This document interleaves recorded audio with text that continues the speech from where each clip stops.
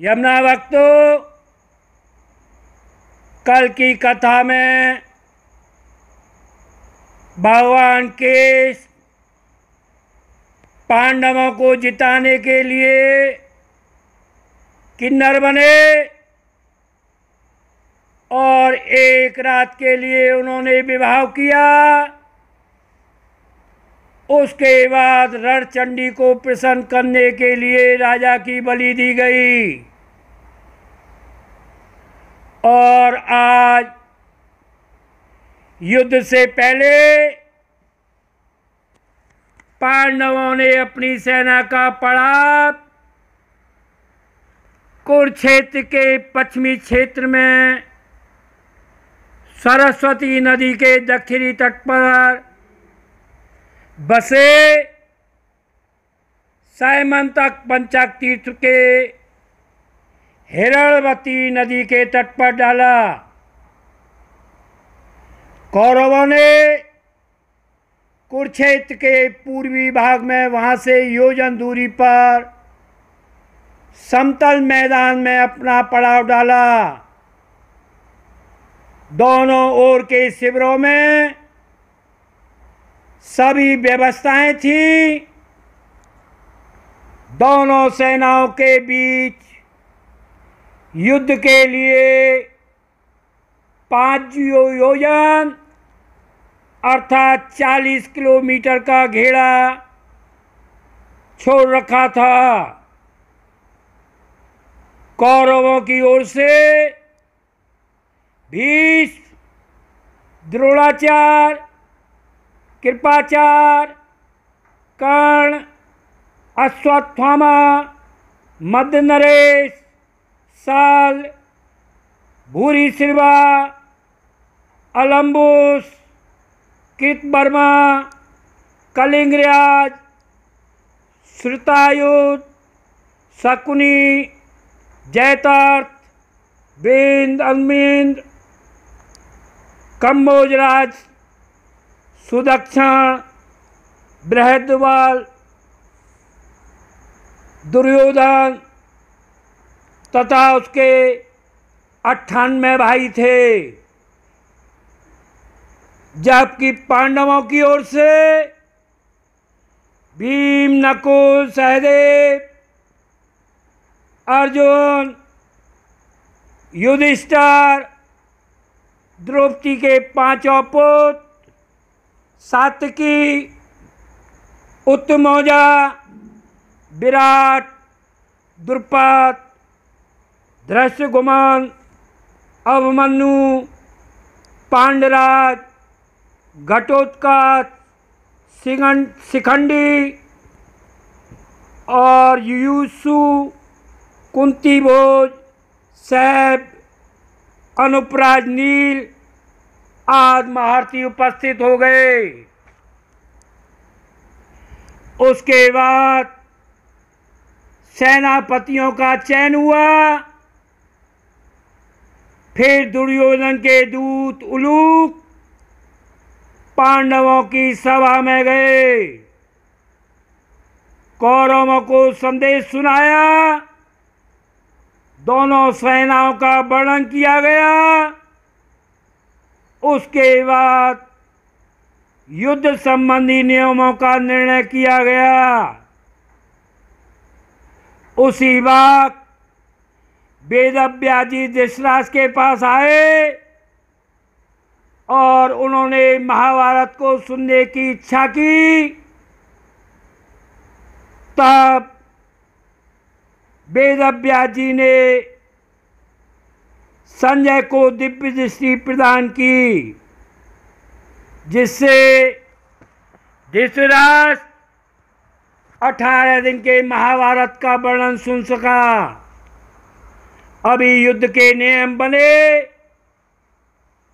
पहला नियम था पिता भीष्म की सलाह पर दोनों दलों ने मिलकर कुछ नियम बनाए। नंबर 1, प्रतिदिन युद्ध सूर्योदय से लेकर सूर्यास्त तक होगा और युद्ध से पहले शंखों की ध्वनि होगी और युद्ध समाप्ति के बाद सभी लोग प्रेम का व्यवहार करेंगे। युद्ध में रथी रथी से, हाथी पर सवार योद्धा हाथी से और पैदल योद्धा पैदल से ही युद्ध करेगा। एक वीर के साथ एक ही योद्धा युद्ध करेगा। भागते हुए, भयभीत हुए या शरण में आए हुए लोगों पर कोई अस्त्र शस्त्र नहीं चलाएगा। युद्ध में निहत्थे पर कोई अस्त्र नहीं चलाएगा। युद्ध में सेवक जो कार्य में रत हैं उन पर कोई भी अस्त्र नहीं उठाएगा। इसके बाद संजय ने धृतराष्ट्र को भूमि का महत्व बताया। जम्मू खंड के द्वीपों का वर्णन, सागद्वीप, राहु, चंद्रमा का प्रमाण कहा। युधिष्ठिर की धर्म नीति को देखकर धृतराष्ट्र के पुत्र युयुत्सु बड़ा ही प्रभावित हुआ और उसी वक्त बर्बरीक माता की अनुमति लेकर कुरुक्षेत्र को चल दिए। श्री कृष्ण भगवान को पता चला कि बर्बरीक कुरुक्षेत्र में आ रहा है और उसने माता से वचन लिया है कि वह जो सेना हारेगी उसी के पक्ष में वह युद्ध लड़ेगा। भगवान अंतर्यामी थे। भगवान ने साधु का रूप बनाकर बर्बरीक से पूछा कि तुम्हारे पास 3 बाण हैं, अतः आप युद्ध कैसे लड़ेंगे। बर्बरीक भीम के पुत्र घटोत्कच का पुत्र था। रिश्ते में कृष्ण के प्रपत्र लगते थे।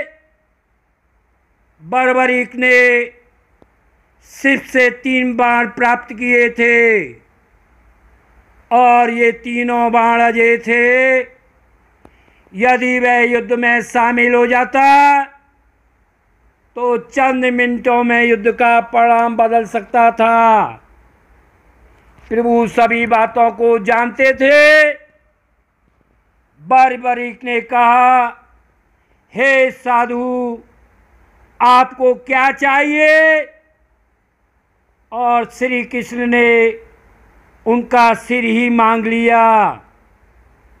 बर्बरीक बड़े आश्चर्यचकित होकर कहा कि आप कौन हैं।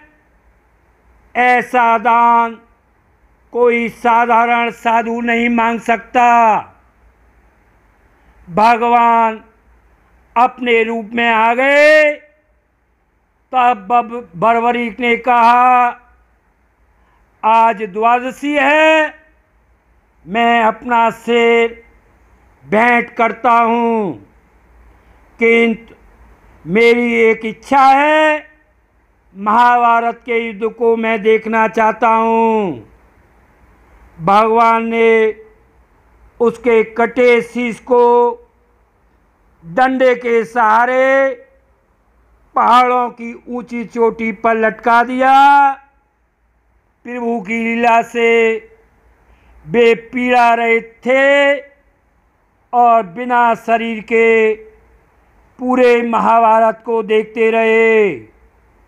भगवान ने उसे युद्ध में शामिल नहीं होने दिया और दूर रखते हुए उसे सारा सार भी बता दिया कि युद्ध में मारने वाले श्री कृष्ण हैं